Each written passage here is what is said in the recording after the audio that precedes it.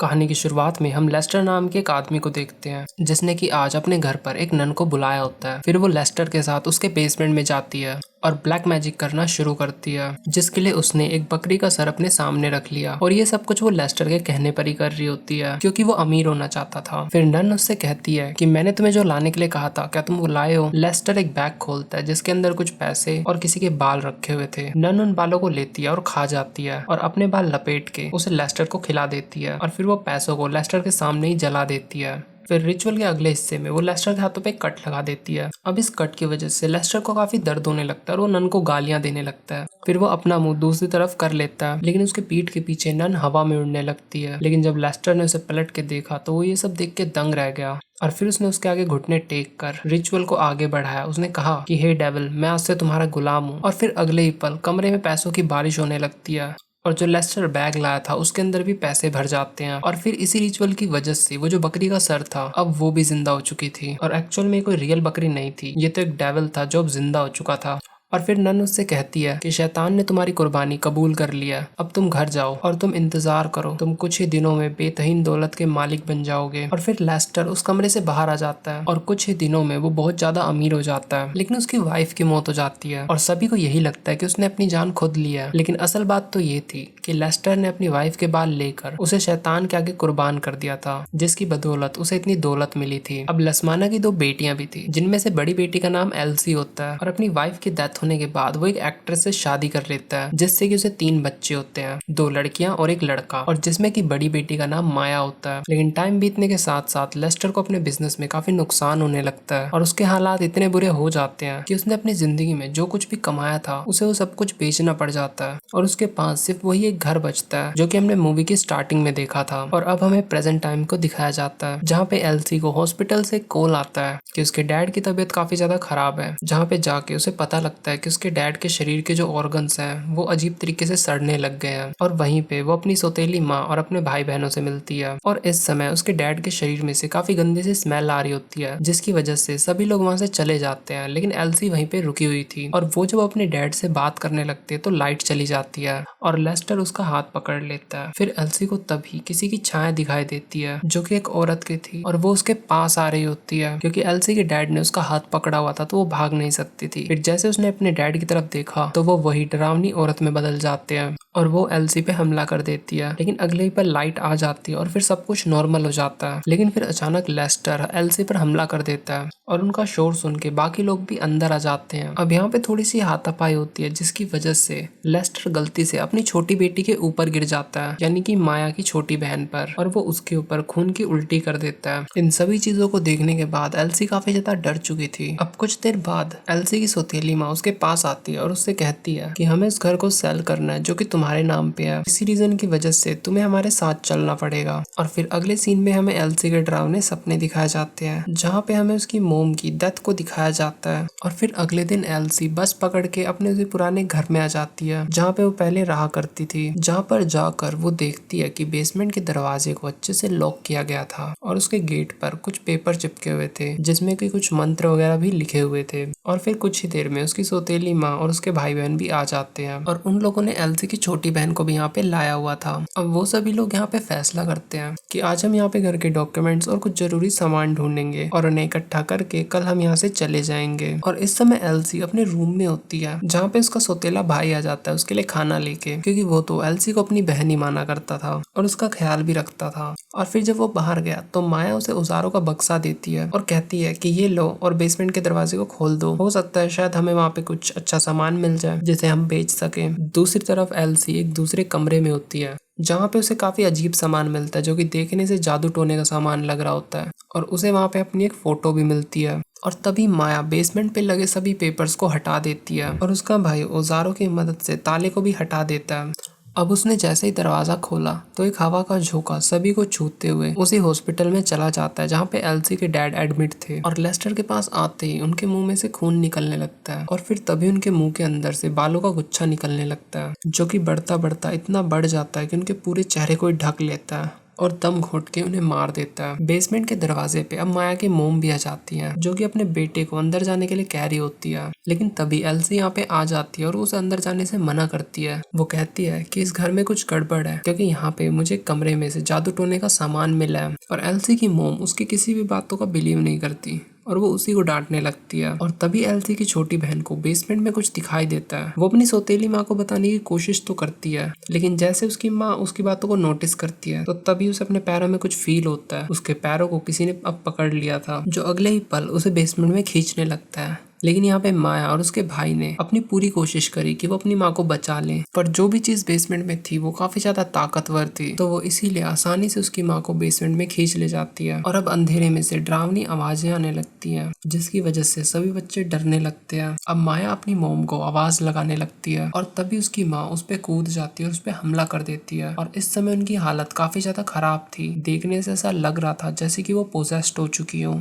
और वो यहाँ पे माया के बाजू पे काट लेती हैं। अब माया को बचाने के लिए एल्सी ने हथौड़े से उसके सर पे वार कर दिया और माया को अपनी तरफ खींच लिया। और अगले ही पल उसकी माँ उठ जाती है, जैसे कि उस पे हथौड़े का कुछ असर ही ना हुआ हो। और फिर वो बहुत ही अजीब तरीके से गेट के ऊपर चढ़ जाती है और कहती है कि खुशियों की कीमत तुम्हें मौत से अदा करनी पड़ेगी। जिस बात को कहने के बाद वो कांच तोड़ के जंगलों की तरफ भाग जाती है। अब माया का भाई स्टोर रूम के आगे कुछ भारी सामान रख देता है ताकि कोई और चीज उसमें से बाहर ना आ जाए। इस समय एल्सी माया के जख्मों पे पट्टी लगाने लगती है। फिर यहाँ पे एल्सी की छोटी बहन आती है, जिसके पास एक छोटी सी डोल होती है और वो कहती है कि ये मुझे कमरे के पास से मिली। तब एल्सी उससे वो डोल ले लेती है। माया का भाई एल्सी को फिर बाहर बुलाता है और दिखाता है कि किसी ने गाड़ी की वायर काट दिया, जिसकी वजह से अब ये स्टार्ट नहीं हो सकती। और एक्चुअल में ये काम उसी की मोम ने करा था पोजेस्ड हालत में, यानी कि अब ये लोग इस रात तो इस घर से बाहर नहीं जा सकते। फिर एल्सी अपने सौतेले भाई को फोन देते हुए कहती है कि इससे तुम या तो पुलिस वालों के पास कॉल करो या किसी अपने ऐसे फ्रेंड के पास कॉल करो जो इस समय हमारी हेल्प कर सके। फिर एल्सी माया को लेके अपने साथ किसी पास के गाँव में जाने लगती है ताकि उसे कोई हकीम या कोई डॉक्टर मिल सके, क्योंकि माया का जो जख्म था वो उसे काफी दर्द दे रहा था। और जब वो लोग जंगल से गुजर रहे थे तो उन्हें अपनी माँ दिखाई देती है, जो कि बैठी हुई कुछ अजीब हरकतें कर रही थी। फिर वो दोनों छुप जाती हैं और एल्सी उससे कहती है कि माया तुम यहीं रुको, मैं अभी आगे उन्हें चेक करने के लिए जाती हूँ। फिर वो अपने बैग से हथौड़ा निकालती है और उनके पास जाने लगती है। अब क्योंकि एल्सी अपना बैग वहीं छोड़ गई थी तो माया को उस बैग के अंदर से एक बुक मिलती है, जिसे वो निकाल के पढ़ने लगती है, जिसके अंदर एल्सी ने अपनी सौतेली माँ और अपने भाई बहनों के बारे में काफी कुछ बुरा भला लिखा हुआ था। यानी कि इस बुक में एल्सी ने अपनी नफरत को बयां करा हुआ था, जो देखकर माया को काफी बुरा लगता है। और जब एल्सी वापस आती है तो माया उससे कहती है कि तुम दूर रहो मुझसे, मैं तो तुम्हें अपना हमदर्द समझ बैठी थी कुछ देर के लिए, लेकिन तुम तो हमारे पीठ पीछे हमसे इतनी नफरत करती हो और मैंने तो कभी सोचा भी नहीं था कि तुम ऐसी निकलोगी। अब यहाँ पे माया उससे दूर भागने लगती है और वो एक टाइम बाद उससे इतना दूर हो जाती है कि इस जंगल के अंधेरे में वो उसे दिखाई भी नहीं देती। अब क्योंकि एल्सी के पास टॉर्च नहीं थी तो वो इस जंगल में आगे भी नहीं बढ़ना चाहती थी, तो वो खाली हाथ ही घर पे वापस आ जाती है। अब घर में माया का भाई अपनी दूसरी बहन को कॉल करता है, जो कि किसी वजह से इस घर में नहीं आ पाई थी।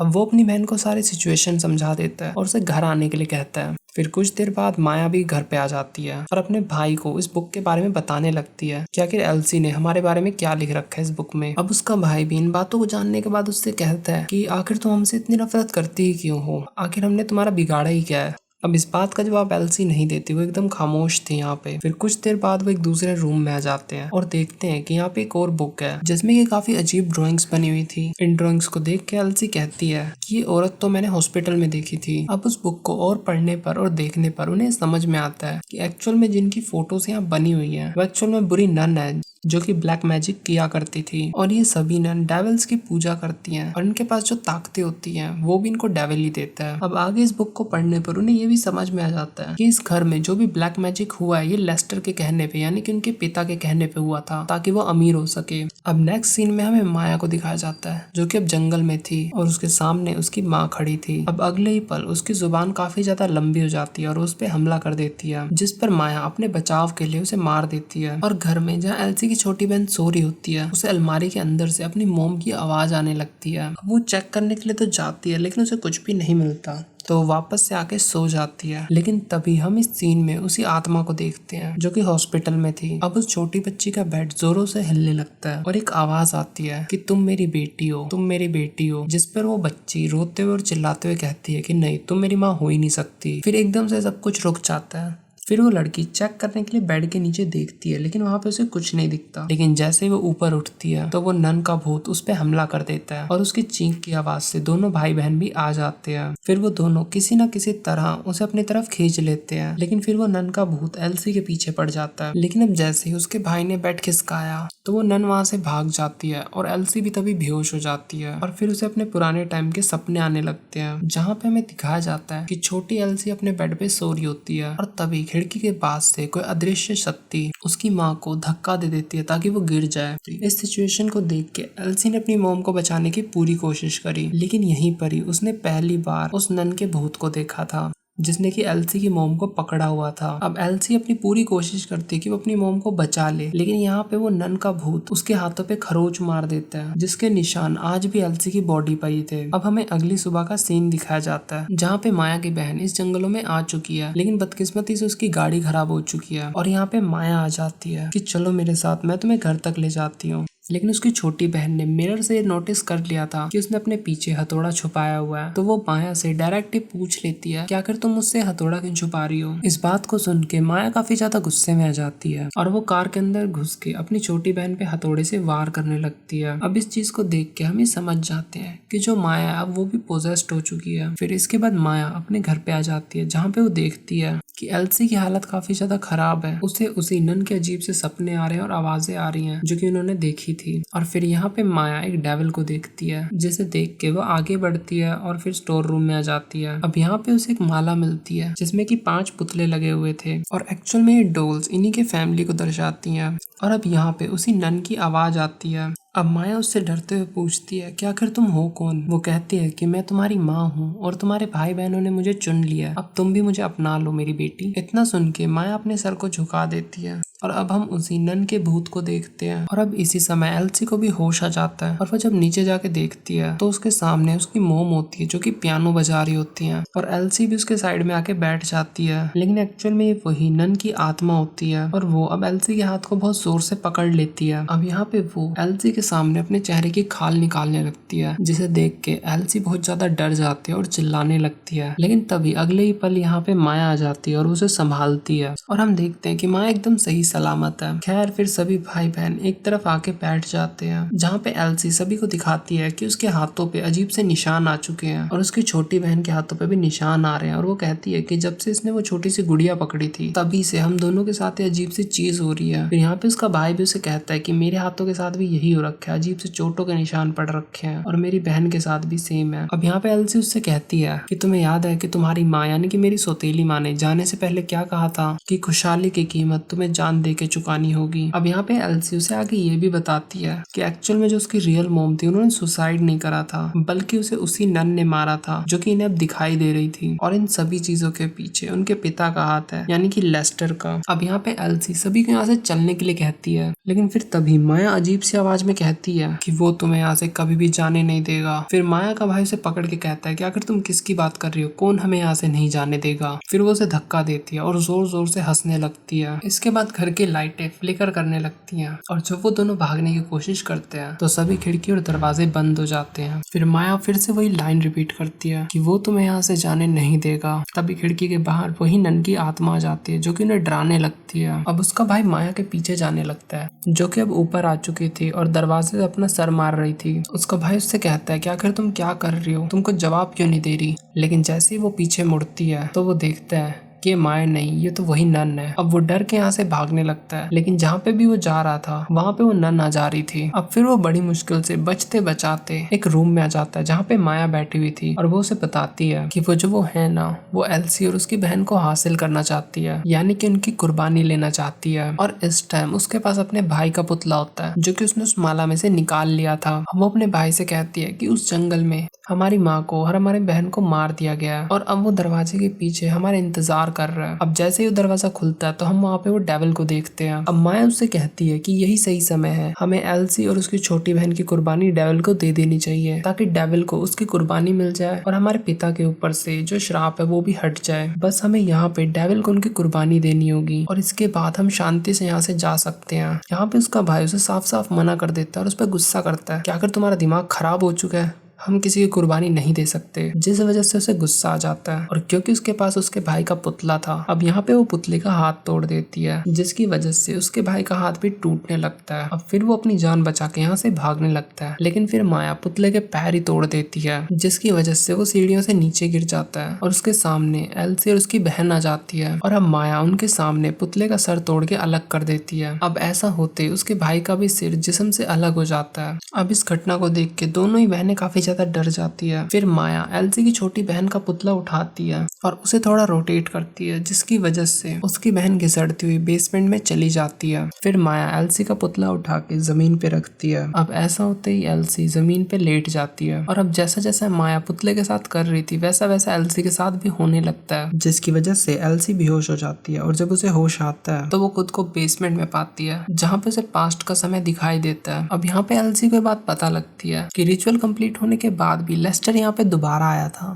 और वो नन उससे कह रही होती है कि तुम्हें रिचुअल को पूरा करना होगा, तुम्हें अपनी बेटी की भी बलि देनी होगी, इसीलिए तुम्हारे पास जो उसके बाल है वो मुझे दे दो। यहाँ पे लेस्टर अपनी बेटी की बलि नहीं देना चाहता था, लेकिन फिर भी वो नन को बाल दे देता है। अब नन जैसे उसे लेती है तो थोड़ी देर में उसे पता लग जाता है कि किसी और के बाल हैं, जिस पर वो काफी गुस्सा हो जाती है और फिर वो उसे आग में फेंक देती है और वो उससे कहती है कि तुमने मुझे धोखा दिया। फिर लेस्टर मौका पाते ही एक चाकू से उसे मार देता है, लेकिन मरते समय भी वो नन उसके बाल नोच लेती है और उसे खा जाती है और उसे श्राप देती है कि तुम्हारे पास जो कुछ भी है वो तुम्हारे पास से छिन जाएगा।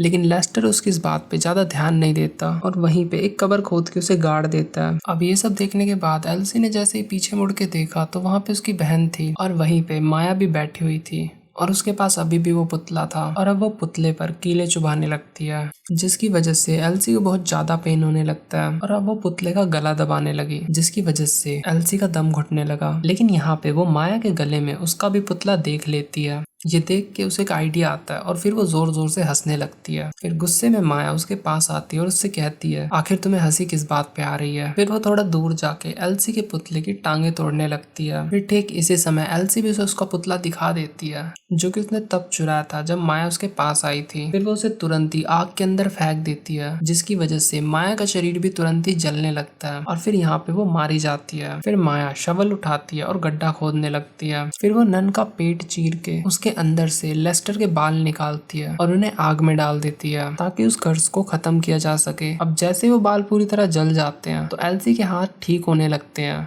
यानी कि अब वो कर्ज खत्म हो चुका है। फिर यहाँ पे एल्सी की छोटी बहन को भी होश आ जाता है और फिर वो दोनों अंत में बाहर चले जाते हैं और इसी के साथ ये मूवी यहीं पे खत्म हो जाती है।